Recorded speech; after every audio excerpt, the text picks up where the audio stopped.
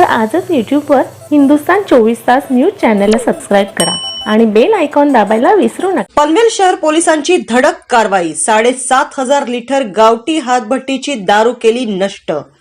आगामी लोकसभा निवडणुकीच्या अनुषंगाने अवैध धंद्यांवर कठोर कारवाई करण्यासाठी नवी मुंबई पोलीस आयुक्त मिलिंद भारंबे, पोलीस सहआयुक्त संजय एनपुरे, पोलीस उपायुक्त विवेक पानसरे, परिमंडळ 2 पनवेल व सहाय्यक पोलीस आयुक्त अशोक राजपूत यांनी आदेश दिले असताना त्यानुसार पनवेल शहर पोलिसांनी अवैध धंद्यांवर कारवाई करताना 7,500 लिटर गावठी हातभट्टीची दारू ताब्यात घेत नष्ट करण्यात आली।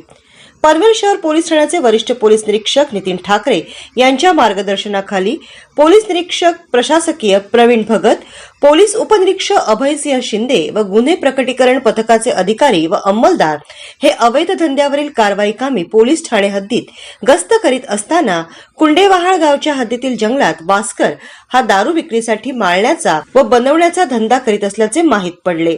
या अनुषंगाने पंचांसह जाऊन सदर ठिकाणी छापा टाकला असता 250 लिटरचे 22 प्लास्टिकचे पूर्ण भरलेले बॅरलमध्ये एकूण 1,10,000 रुपये किमतीचे 7,500 लिटर कच्च्या दारूचे नवसागर द्रव्य बार तसेच दारू बनवण्यासाठी लागणारे खालील प्रमाणे साहित्य मिळून आले। यामध्ये किती आरोपींचा सहभाग आहे याबाबत पनवेल शहर पोलीस ठाणे मार्फत अधिक तपास सुरू आहे। तर आजच यूट्यूबवर हिंदुस्तान 24 तास न्यूज चॅनलला सबस्क्राईब करा आणि बेल आयकॉन दाबायला विसरू नका।